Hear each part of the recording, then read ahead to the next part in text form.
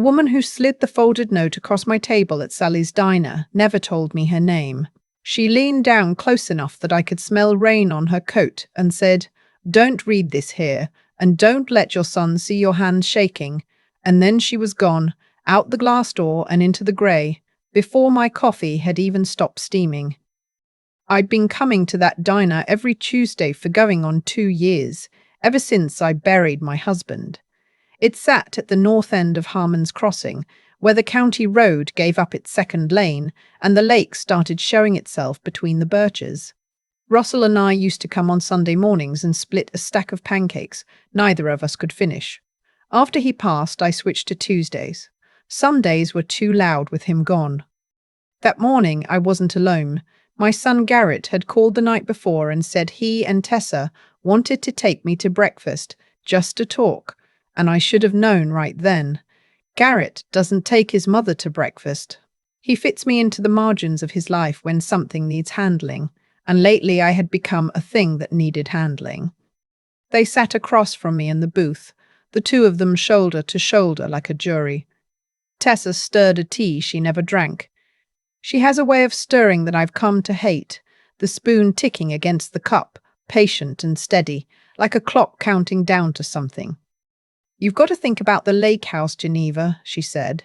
She'd called me Geneva instead of Mum for about a year now, ever since the funeral, like the word Mum belonged to a version of me she'd already filed away. "It's just too much. The taxes alone on lakefront property up here are brutal, and that's before you touch the roof, the dock, the well. One bad winter and you're underwater, literally." She smiled at her own little joke. Garrett didn't. He has his father's hands, big and careful, but none of his father's spine. He kept turning his phone over and over on the table. "I've lived on that land 43 years, I said. "I painted the trim on that house. I know where every floorboard squeaks." "Nobody's saying you didn't take good care of it," Garrett said. "We just worry. You're out there alone. If you fell, if something happened, we wouldn't know for days." I'd heard that exact sentence 3 times in the last 2 months, and each time it landed a little colder. If something happened. They never said what. They just let it sit there, this soft, dark shape between the salt and pepper shakers. That's when they got up to pay. They went together the way they'd started doing everything together, leaning in at the register, Tessa's hand on the small of his back, whispering.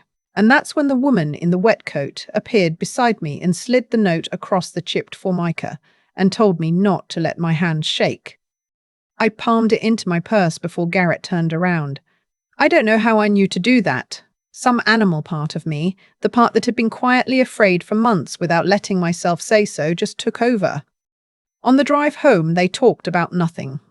Tessa's sister's kitchen remodel, gas prices, the weather, which in northern Michigan in November is always the same weather, grey and getting greyer. They dropped me at the top of my gravel drive and didn't come in. They never came in anymore. I stood and watched their taillights shrink down the road. And then there was just the wind in the birches and the lake going slate-coloured under the low sky, and me with a stranger's note burning a hole in my purse. I made myself wait. I don't know why. I went inside and locked the door, which is a thing I never used to do until Russell died, and I put the kettle on, and I sat at the kitchen table with the note in front of me and looked at it for the length of time it took the kettle to scream. Then I opened it. It wasn't long. A woman's handwriting, slanted and quick. "Geneva, there's a phone number written on the back of this. At 10:40 tonight, that number will call you. Answer it. Don't call it first.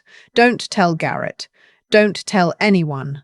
After you hang up, burn this. A friend of your husband's." I turned it over. There was a number, a 906 area code, local, the kind of number that meant nothing. I sat there a long time. The tea went cold. Outside, the afternoon slid into that early dark we get up here, 4:30, and the world already gone.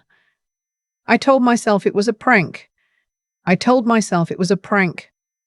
I told myself it was a scam, that there are people who target widows, who read the obituaries and circle the lonely ones. I'd seen the warnings on the bulletin board at the credit union. Protect yourself from elder fraud. I almost crumpled the note and threw it away, but the part of me that had palmed it off the table wouldn't let me. So I waited.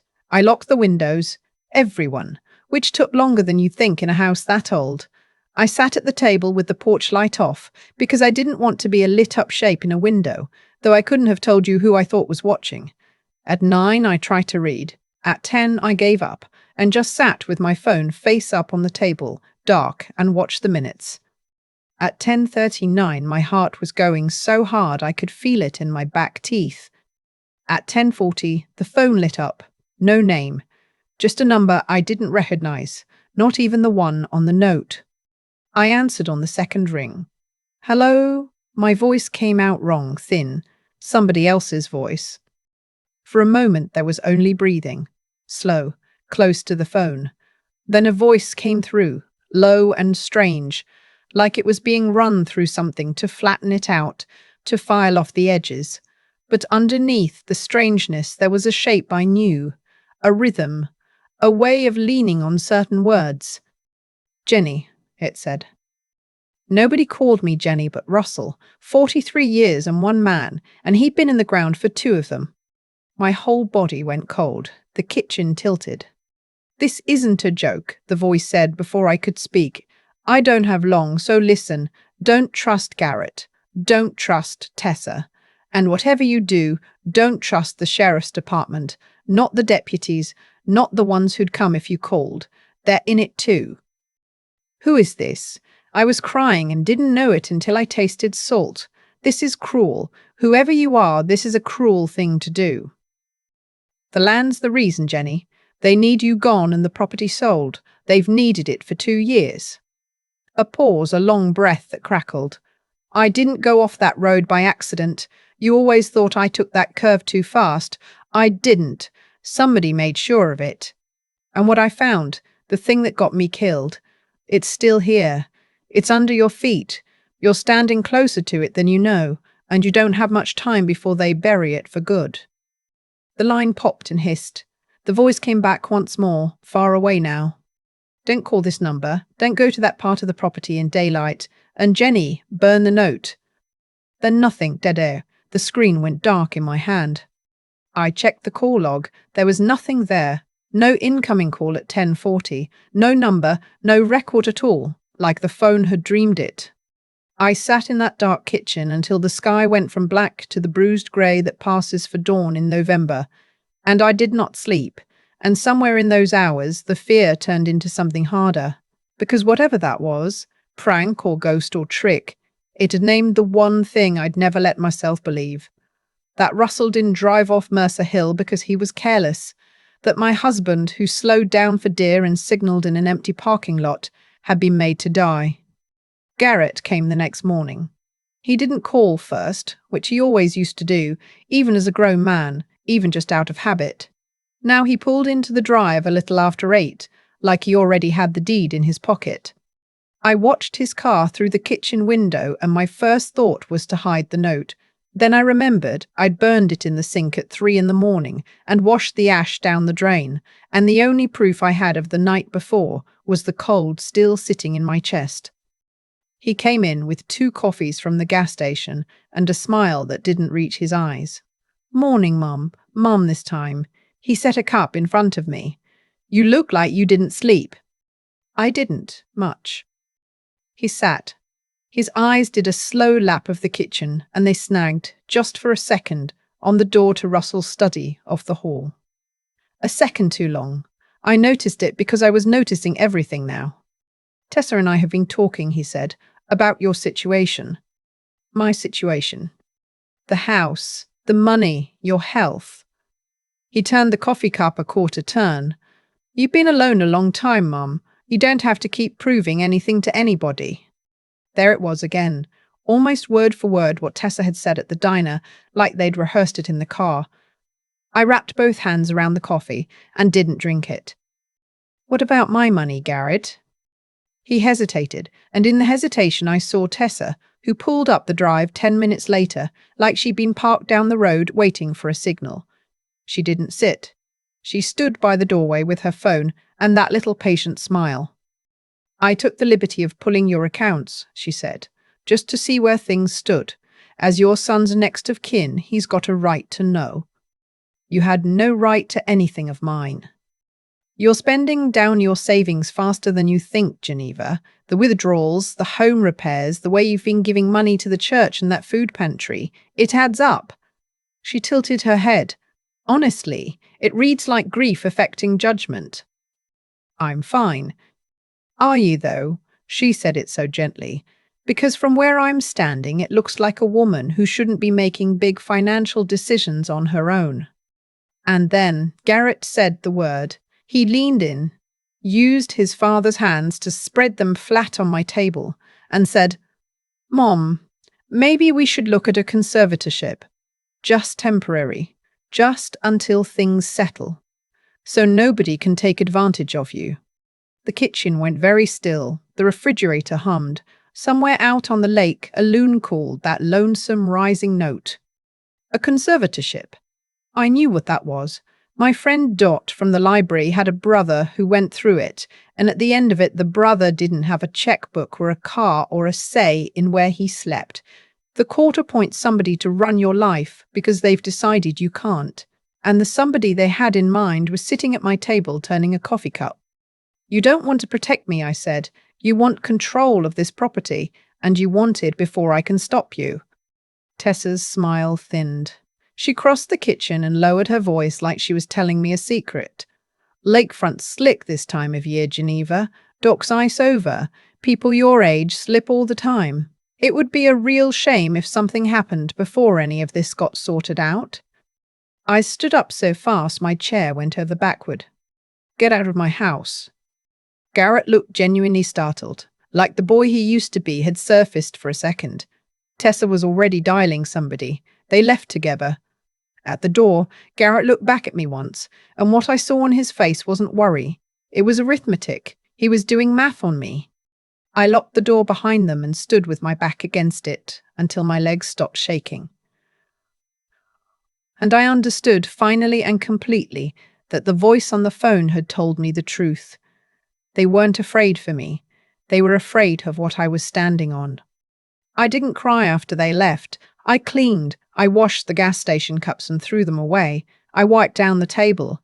I swept a floor that didn't need sweeping because keeping my hands moving was the only thing that kept the rest of me from flying apart. And when there was nothing left to clean, I went to the one room in the house I'd been avoiding for 2 years. Russell's study still smelled like him. Cedar and machine oil and the cheap peppermints he kept in a dish. I hadn't been able to set foot in there since the funeral, but now I went in and shut the door behind me like the room and I had business. His desk was where he'd left it, his chair. The filing cabinet he kept in an order, only he understood. I opened the top drawer, and at first it was all the boring proof of a long life. Property tax bills, the septic inspection. 40 years of paid off everything because Russell hated debt the way some men hate snakes. I made myself slow down. I made myself look the way he would have looked, and that's when I saw it. The folders had been moved, not taken, not gone. Just shifted, reordered, a few of them turned the wrong way in the drawer. A man who knew he might not be coming back, leaving things where the right person could find them. Behind the deed, I found a folder I'd never seen. Inside were bank statements from an account I didn't know existed, and a pattern that made my skin crawl once I understood it. Cash withdrawals. Small ones, 400 here, 600 there, never enough to trick the bank into reporting it, spaced out across the last 8 months of his life, and stopping cold 2 weeks before he died. Russell hated cash. He kept receipts for a tank of gas. If my husband was pulling money out a few hundred at a time and leaving no trail, it was because he was paying for something he didn't want anyone to see. A lawyer he didn't want on a credit card statement. Help he didn't want named. At the bottom of the drawer, under everything, there was a single sheet of yellow legal paper folded in half, my name on the outside in his blocky engineer's print. Jenny, if you're reading this, I didn't manage to stop it the way I hoped. Don't go asking questions where people can hear you. The truth is buried, and your not knowing is the only thing that's kept you safe. I'm sorry. I love you. Look low, near the water." My hands shook so hard I had to put it down. His computer took me most of the morning. He was careful with passwords, always had been. I tried our anniversary, our kids' birthdays, the dog we'd had 30 years ago. Then I tried the address of the first apartment we ever rented, the one over the hardware store in Marquette before we were married, and the screen unlocked, and I had to put my hand over my mouth. He'd archived emails instead of deleting them, which was so like him, hating to throw anything away, even when throwing it away might have saved his life. Short, careful messages with a defense attorney downstate. No detail, just confirmations. Confirm for the 14th. Cash is fine. Will bring the materials. And photographs. Dozens. Night shots of the low ground near the boathouse, the old well house, the strip of shore where the cattails grew thick, and Russell had always told me not to walk after dark. Tire tracks in mud that didn't belong to any truck of ours. A padlock on the well house that I didn't recognize, because the well house had stood unlocked and empty my entire married life. Why would my husband need a criminal lawyer? Why would he be photographing his own land at night like a man building a case? My phone buzzed on the desk, and I nearly came out of my skin. A text. Unknown number. "You're doing the right thing. Don't confront them. They're already watching the road." E. I stared at it until the screen dimmed. The rest of that day I didn't go outside. I watched the land through the windows instead. The tree line. The low ground by the water that Russell had warned me off of for years. The warning I'd always taken for an old man fussing about soft ground and bad footing. Late in the afternoon, a pickup I didn't know rolled slow past the end of my drive. It didn't turn in, didn't stop, just passed and was gone. An hour later it came back the other way, just as slow. They were already watching the road. Just after dark, the phone rang again, and this time the voice wasn't distorted. A man, quiet, tired. "If you're alone, don't hang up," he said. "Who are you?" "My name's Emmett Doyle. I was a friend of Russell's. More than a friend by the end. He trusted me when he ran out of people he could trust." A pause. "It was me on the phone last night. I'm sorry for that. The voice, the trick of it. I needed you to listen, and I knew you'd listen to him before you'd listen to me. He recorded things, Russell, for exactly this. I spliced his words together. It was a cruel way to reach you, and I'd do it again because it worked, and because we're out of time." I sat down on the floor of my husband's study with my back against the filing cabinet. "Tell me what's happening." And he did. He told me there's an old dry well and a stone cellar under the low ground near my shore, older than my house, dug back when this was a logging camp. He told me my son found it years ago, that Garrett realized a sealed stone room nobody knew about on private land at the dead end of a dead-end road was worth more than the land itself to the right kind of people. Not drugs, Emmett said, though I'd half expected him to say drugs. Money. Garrett and Tessa had been running an investment fund for the last 4 years, the kind that promises retirees up north a safe 10% and pays the old ones with the new ones money. Half the seniors in 3 counties had handed them their savings. A Ponzi scheme, plain and old as dirt. And the cellar under my shore was where they kept the part of it that had to stay off the books. Cash. Ledgers. The hard drives with the real numbers, the ones that didn't match the smiling statements they mailed out every quarter. "Russell figured it out 2 years ago," Emmett said. "Saw the trucks at night, followed the tracks, found the lock on the well house. He confronted Garrett, begged him to stop, to turn himself in before it got worse. Garrett swore he would, but you don't walk away from a thing like that. There's too many people's money in it, and some of those people aren't the forgiving kind." I already knew the next part. I'd known it since the phone rang the night before. "He didn't drive off Mercer Hill, Geneva. He was run off it. I was a half-mile back. I couldn't get there in time." His voice cracked, just slightly. He'd documented all of it before they did. Times, plates, photographs, names. He confronted his own son with the truth and gave him a chance, and when the chance ran out, he buried the proof low, near the water, and he started paying a lawyer in cash to figure out how to put it in the right hands without getting you killed too. He ran out of time before he ran out of plan. "Why now?" I said. "Why are you telling me all this now?" "Because they're moving fast. Once the property changes hands, the new owner pours a foundation over that cellar, and the evidence is gone forever. The conservatorship is how they get the property without your signature. A judge, a hearing, a couple of witnesses saying poor Geneva isn't herself anymore, and there's a deputy named Whitfield who'll write whatever report they need him to write, because his name's in those ledgers too. He invested, he's protecting his own money." Emmett breathed out slow. "They want you compliant, or they want you gone, Geneva. Russell bought you time by dying. You've bought more by not signing, but it's almost spent." The line went quiet. Out my back window, the low ground by the water sat black under a sky with no moon. "What do I do?" I said. "Tonight, nothing.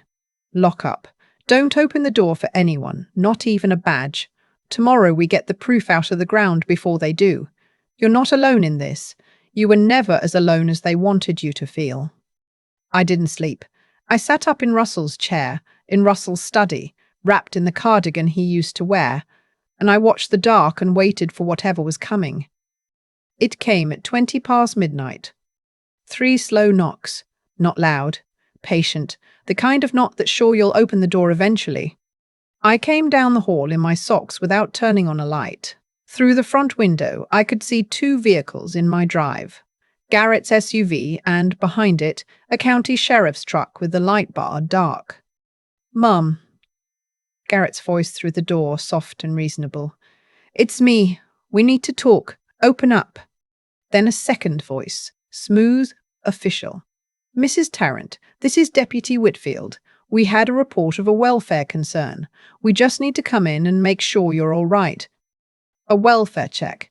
At midnight, with my son standing on the porch, and Tessa, I could see her now, standing back by the rail with her arms crossed, and that stillness she gets when a plan is going the way she wants. I knew exactly what this was. This was the report. This was the witness statement. This was poor confused Geneva. Wouldn't even let the deputy in, kept talking about phone calls from her dead husband. This was the first page of the file they'd take to a judge. I cracked the door, the chain still on. "It's the middle of the night," I said. "I'm fine. You can go home." "Mum, you sound paranoid," Garrett said, and his voice was so gentle, so sad, performing for the deputy. "She's been like this, talking about Dad like he's still alive, saying people are watching her." "I never told you that," I said. And I saw it land, saw the flicker, because of course I'd never told him. Emmett had texted me that, which meant Garrett knew about the watching, because Garrett was the one doing it. Tessa stepped up behind him. "Geneva, don't make this harder than it needs to be. You're alone out here and you've been through a trauma. People don't always know when they need help." The deputy put his hand flat on the door. "Mom, I'm going to need you to step back and let me in, for your own safety." And I ran. I am 68 years old, and I have a bad knee, and I have not run since Russell was alive. But I turned and ran down the hall and through the kitchen and out the mudroom door into the freezing dark, with my coat half on and Russell's heavy flashlight in my fist, the one he kept by the back door for exactly no reason either of us ever named. Behind me the front door cracked, the chain gave, light bloomed across the yard. "Mom, stop!" I didn't stop. I went down across the wet grass toward the water, toward the low ground, the cattails, the well house, the part of my own land my husband had warned me away from for years. I knew that ground. I'd known it for 43 years, even if I'd never been let near it after dark. Behind me, flashlight beams cut the trees into pieces, and I could hear them crashing through brush that I, moving low and slow and quiet, slicked around. Look low, near the water. I dropped to my knees at the base of the old well house where the ground went soft. Russell's photographs had shown a disturbed patch right here, fresher soil than the ground around it. I dug with my bare hands, fingernails tearing, dirt going up under my rings, until my fingers struck something hard and flat and man-made. A case. Hard plastic, the kind that's waterproof. Heavy. I got my fingers under the lip and tore it free of the earth just as a beam of light swung across my back. "Give it to me." Garrett's voice, but not gentle anymore. Cracked open, panicked. He came down the slope toward me with the flashlight shaking in his hand. "Mom, you don't understand what that is. You don't know what you're doing." "I know exactly what it is," I said. "I know exactly what you did." And I ran again. The case clutched to my chest, away from the house, down toward the service road that ran along the back of the property where the loggers used to come in. My lungs were on fire. My knee was screaming. And then there were headlights on that old road, an engine running, a passenger door swinging open, and a woman's voice calling out of the dark. "Get in, now." I didn't think. I threw myself into the seat with the case against my chest, and the door slammed and the car lurched forward over the ruts. And in the side mirror, I saw Garrett stumble to a stop at the edge of the road, the flashlight falling from his hand and rolling, its beam spinning across the dirt. The woman driving didn't look at me. Iron grey hair, hands steady on the wheel. The same wet coat, the woman from the diner. "They crossed a line tonight," she said quietly, eyes on the road. "Sending a deputy to your door in the dark. There's no putting that back. I'm Ramona. I worked with your husband too, the last year. Off the books. He trusted me to watch you after." We drove until the lake fell away behind us, and the road went straight through dark fields. She pulled into the empty lot of a shut-down motel and cut the engine, and in the sudden silence I could hear my own heart and the tick of the cooling car. "Open it," she said. "You've earned that much." My fingers were torn and filthy and they shook, but I got the latches up. Inside, sealed in freezer bags against the damp, were hard drives, a thick ledger bound in oilcloth, banded stacks of cash thicker than my wrist, and a letter, folded once, my name on it in Russell's hand. I read the letter first. I had to read it 3 times because the tears kept blurring it. "My Jenny, if this is in your hands, then I'm gone, and you found it anyway, which I always knew you would, because you were always braver than you let yourself believe. I'm sorry I left you alone with this. The drives have everything. Every transfer, every name, every lie they mailed to people who trusted them. Our son did this, Jenny, and I could not save him, and I could not bring myself to be the one to send him away. So I'm leaving it to you, which isn't fair, and I'm sorry, and I love you, and you are stronger than this. Finish it. Pass." Ramona let me cry for a while. Then she said, "He left you more than the proof.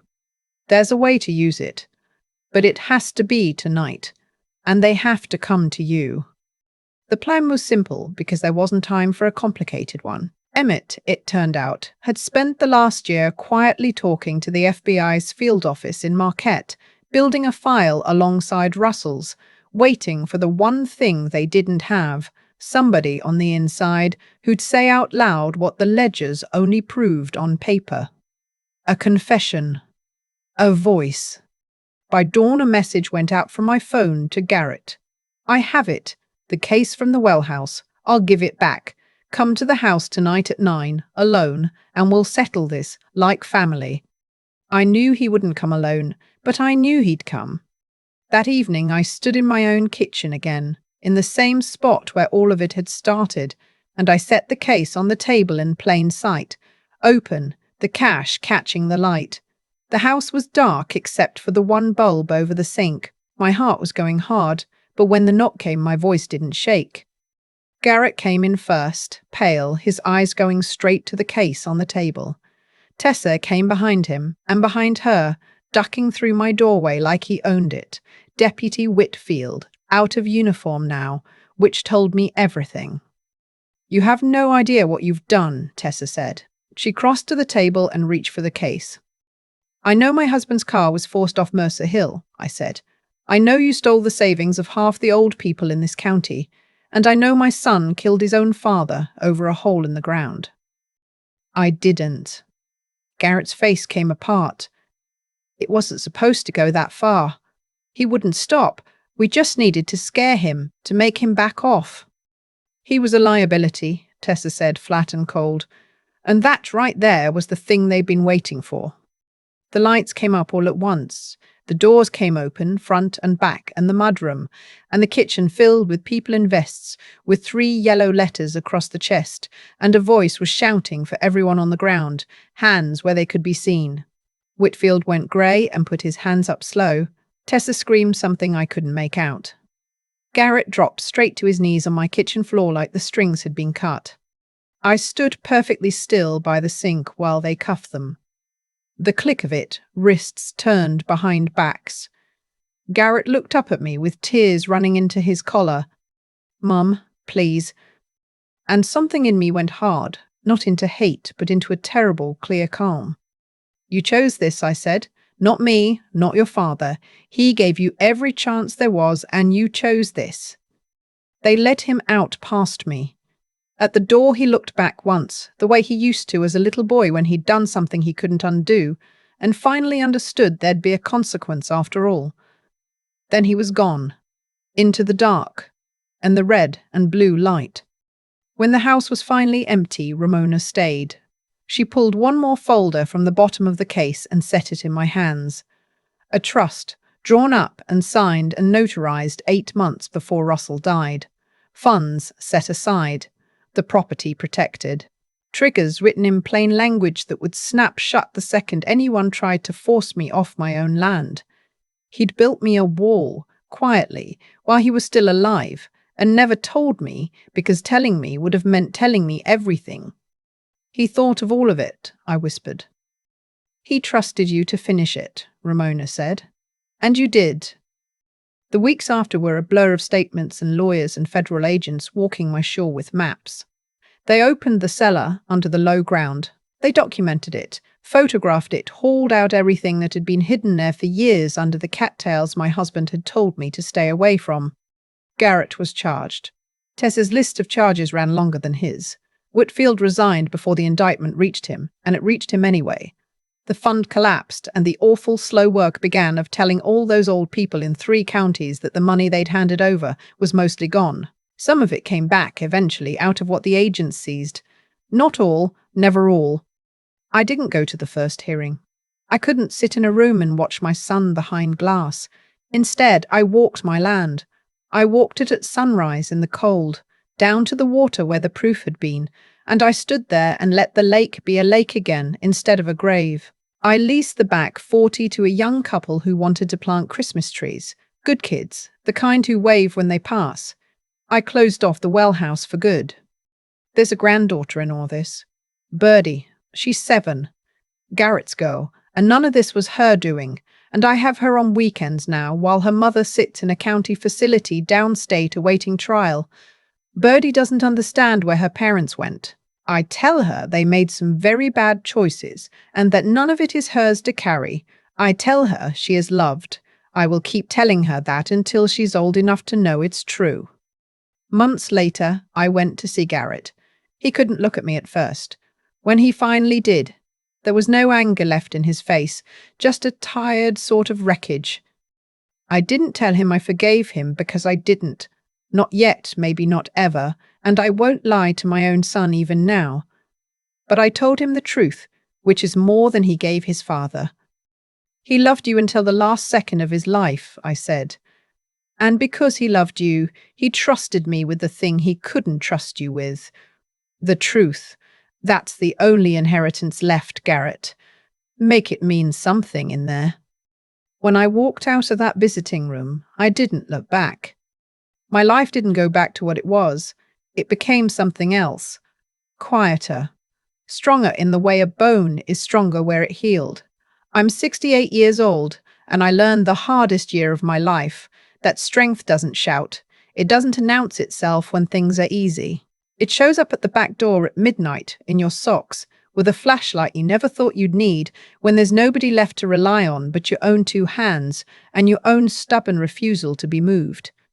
The land's still here, so am I, and the truth that nearly took everything from me isn't buried under my shore anymore. It's out in the light where Russell wanted it, where it can't hurt anyone again. The cruelest betrayals don't come from strangers at the door. They grow up at your own table, in the children you fed, in the quiet between the salt and pepper shakers. Silence can feel like safety, but it was never the silence that kept me alive. It was the truth the moment I finally stopped being afraid to hold it. For 2 years, I told myself that my husband took that curve on Mercer Hill too fast because believing it was an accident was easier than believing the truth. That's the first thing I understand now, sitting on my own porch with the lake going quiet at dusk. We don't get to choose a comfortable lie in a safe life. The lie I lived inside was the very thing that nearly got me killed. Russell knew that. It's why he left me a trail instead of a warning, why he trusted me to be braver than I'd ever had to be. I think a lot about cause and effect these days, the plain arithmetic of it. Garrett didn't become a man who'd send a deputy to his mother's door at midnight overnight. It started small, a shortcut, a second account, a promise to himself that he'd make it right before anyone got hurt. Every choice he didn't undo became the next choice, until there was no road back to the boy I raised. Tessa fed it, and the silence around all of us protected it, and the result was a man on his knees in my kitchen, cuffed, calling me Mom one last time. Nothing came from nowhere. It never does.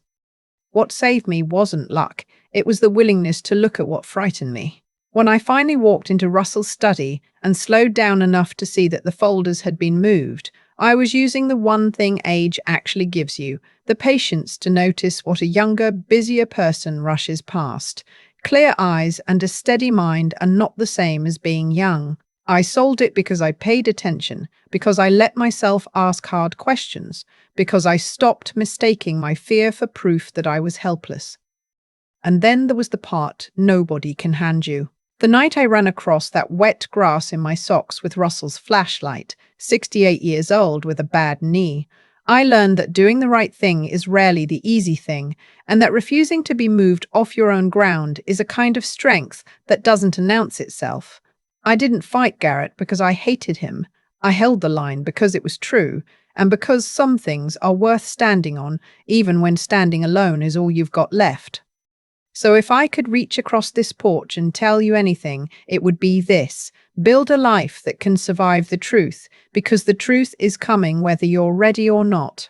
Keep your mind sharp enough to see what's really in front of you, especially when the people you love are counting on you not to look. And when the moment comes that asks more of you than you think you have, find out what you're made of anyway. I'm still here. The land is still mine. And I am not afraid anymore.